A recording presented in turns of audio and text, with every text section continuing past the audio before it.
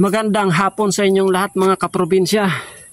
Sa lahat po ng mga probinsyano dyan, mga uragon, mga manoy, mga manay. Magandang hapon sa inyong lahat. So sa ngayon po pala mga kaprobinsya, meron tayong ginagawa na land preparation. Pagtataniman natin ng ating sili.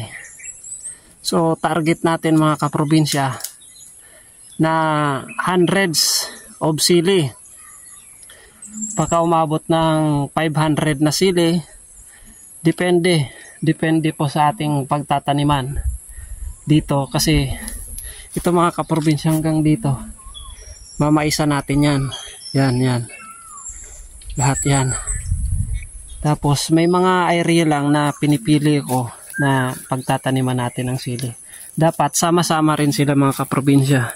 So ito yung ating naumpisan kanina, pakita ko sa inyo.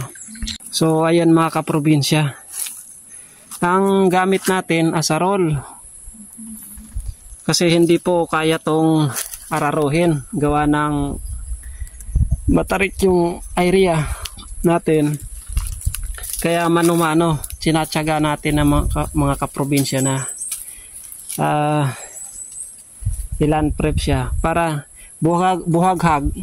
Pag tinaniman natin maganda, buhagag yung lupa kasi binungkal natin. So andyan lang yung ating mga tanim na pechay sa baba. Ayan. So malapit lang dito sa may bahay natin. Ayan, kubo ng kalapate. Ayan yung ating mga kalapate. Ayan mga kaprobinsya. Ayan. Dito natin itatanim yung sili. Ayan mga kaprobinsya. Tapos dito. Ayan. Tapos ito. Hanggang dyan sa taas na yan. Sige lang, tuloy natin yung pagtatanim kasi kapag yung panahon, templado yung panahon, ulan, araw, ulan, ayan, maganda yung pagtatanim mga kaprobinsya. Yung baba na yan, ayan ayan, binungkal ko rin yan. Tapos hanggang doon natin, hanggang doon, yan ang naisip ko na magandang area. Tapos hanggang doon, bubungkalin natin pa ganyan, doon, paikot-ikot doon. Tapos dito. Ito kasi mga kaprobinsya, mabato. Medyo mabato. Pero yung ililis lang natin sa bato, pwede na natin taniman yan. So, ayun may mga tanim tayong saging doon. Ito, pupunuin natin ng nyug to. Itong portion na to kasi kulang yung tanim na nyug. Ayun So, yung sample mga kaprobinsya na maganda yung sili dito, ito. Ito lang yung halimbawa mga kaprobinsya. Kita nyo, napakaraming sili. Hinog na mga kaprobinsya. Yung hinog mga kaprobinsya, iano natin yan. Ipupunla natin yan. Kaya estimate ko sana umabot ng 500 na sili. Pero yung ganito, siguro kahit mga 50 o 100 puno yung maitanim natin dyan sa mga area na yan. Okay na yon, marami na yon mga kaprobinsya. Tinitingnan ko kung alin yung mabenta. Ito ba o yung, pero alam ko mabenta yung isang klase yung siling patayo yun yung maganda. So ayan mga kaprobinsya, tuloy natin yung ating pagbubungkal para kapag umulan at sakto yung ating mga punla medyo malalaki na, pwede nang i-transplant. Mayroon na tayong pagtataniman. Ayan. Ayun po yung ating area. Ayun. Hanggang doon sa kabila. Yung trabaho mga kaprobinsya, nadadaan naman po sa dahan-dahan. Ayun, mayroon pang bulate. Dito lang pala kayo Umulan o lang kasi mga kaprobinsya, kaya may bulate.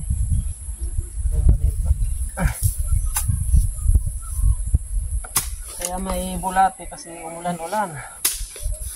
Ayan.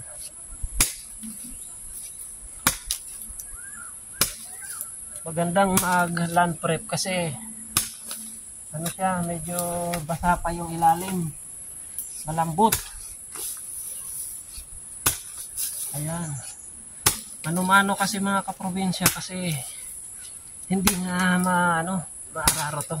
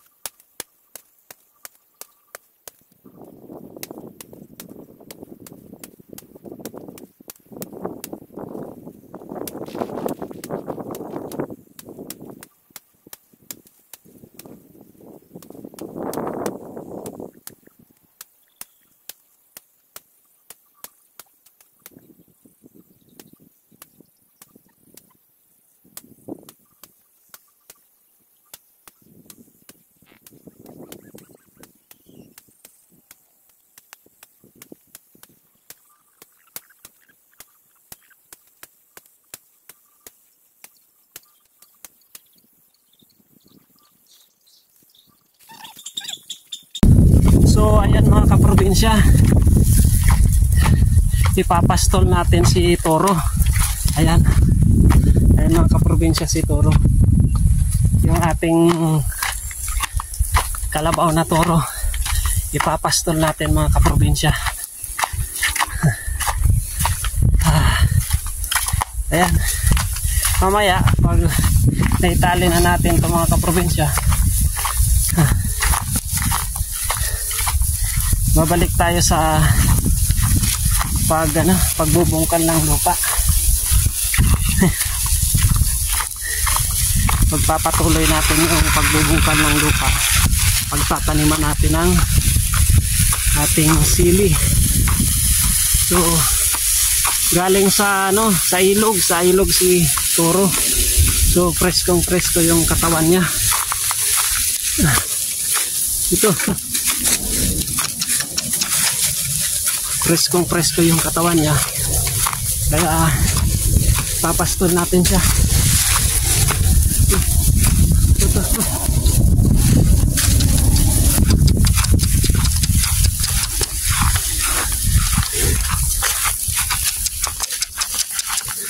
Ayan, tumakbo si Toro. Ayan na, nauna na yung ating kalabaw mga kaprobinsya. Sumunod si Luningning, si Rambo, si Marimar. Ayan. Ayun na.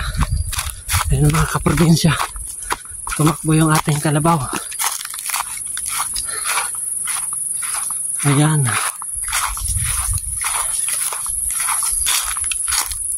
Ayan o. Medyo makapal na rin yung damo dito mga kaprobinsya. Dito natin itatali siya.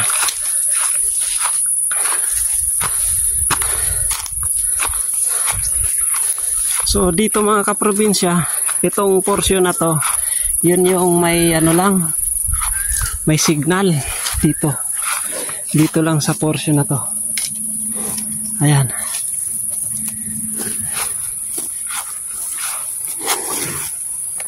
So ayan po yung ating paligid.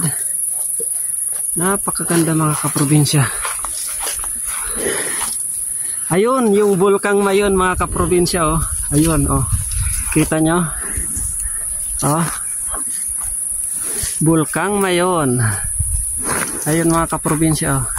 Doon tayo sa kabilang area, kitang-kita siya. Oh, Bulkang Mayon. Kitang-kita ngayon kasi kitang-kita po ngayon kasi wala ang ulap. Oh, yun yung sinasabi ko mga kaprobinsya, na kitang-kita po yung Bulkang Mayon dito sa atin. So ayan po mga kaprobinsya, naitali na natin yung ating kalabaw, si Toro. Ayan, taling-tali, hindi talaga makakabitaw. Mahirap po pag nakabitaw yan eh. Toro pa naman, matapang yung Toro eh, pero sa trabaho malakas. Ayan po yung ating area. Ayun oh, dagat. Kitang-kita yung dagat mga kaprobinsya. Oh. Wow, ang ganda. Ayan. Ayan po yung ating area mga kaprobinsya. Oh. Ayan. Ayan. Tapos yung paligid natin, kita nyo. Ayun, oh. Ayun, kitang-kita yung dagat mga kaprobinsya. Napakapayapa. Napakatahimik nung paligid natin mga kaprobinsya. Ayan. Wow. So, puntahan natin yung kabila. Tingnan natin yung Bulkang Mayon.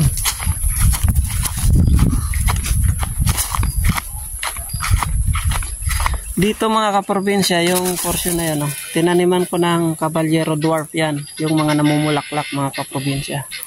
O ganyan. Yan. Ayan. Ayan po yung ating area. Wow. Napakalinis na. Tapos dito, yung parang stage natin. Ayan.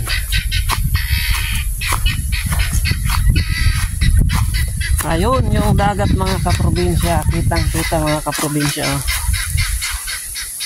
Ayun, oh. Kitang-kita dito. Parang yung level na bundok na to. Itong bundok na to, natatayuan natin. At yung level ng dagat, parang pantay lang eh. Kita mo? Parang pantay lang oh. Ano yan? Masbate. Yung Masbate, Claveria, yung kila Sir Ersian. Batong Hinog yan. Yan po mga kaprobinsya yung isla na yan. Burias Island po yan eh. Napapalibutan ako ng dagat. Paganyan. Papunta diyan. Ayan. Ayan po yung ating area. Oh. Ayan. Tapos dito mga kaprobinsya, ito po yung sinasabi kong Bulkang Mayon. Ayan. Kita nyo mga kaprobinsya, oh. Kung wala yung ulap na yon, mas mababa pa. Kitang-kita natin yung ano. Kaya pag umuusok siya, oh, kitang-kita, oh. Ayan, oh. Bulkang Mayon, oh. Kitang-kita dito sa ating area. Ayan, oh. Nung nawala na, na-clearing na natin yung dito. Yan, na-clearing na natin yan. Nung na-clearing na natin yan mga kaprobinsya. Ayan na. Ayan na yung itsura. Oh. Kitang-kita na yung baba. Tapos yung niyugan, oh. Napakalawak. Ang ganda. Diyan po banda yung ano eh. Yan oh, yung makikita nyo yung mayroong falls dyan eh. Yan oh. Yun. Malapit lang sa ating area. May falls po dyan. Yung dinadayo ng mga barangay na pag ano, nagsaswimming sila dyan. Mahal na araw, ganyan. Pag ngayong tag-init, ganito, malapit na yung mahal na araw. Yan, pinupuntahan nila yan eh. Nung bata-bata pa ako, nakarating ako dyan, mga 2 beses siguro. Ayan o. Diyan. Hindi ko akalain na mapupunta ako rito sa... Hindi ko akalain na dito ako mapupunta mga kaprobinsya. Dito sa barangay na to. So, panahon nga ang sabi nga magsisinsay sa atin. Panginoon lang nakakaalam ng destiny. Kung anong kapalaran natin. Pero tayo rin naman ang gumagawa nun.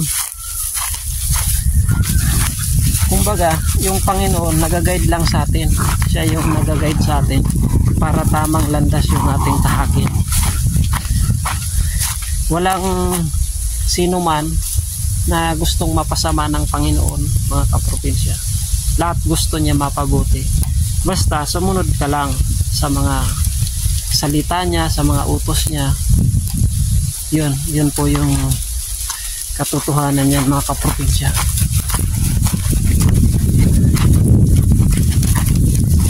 Ayan.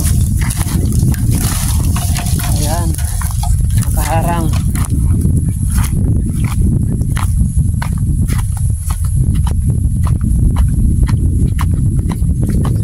Ay, ayan po. Sobrang linis na. Kitang-kita na natin yung tutuloy natin yung pagbubungkal ng lupa.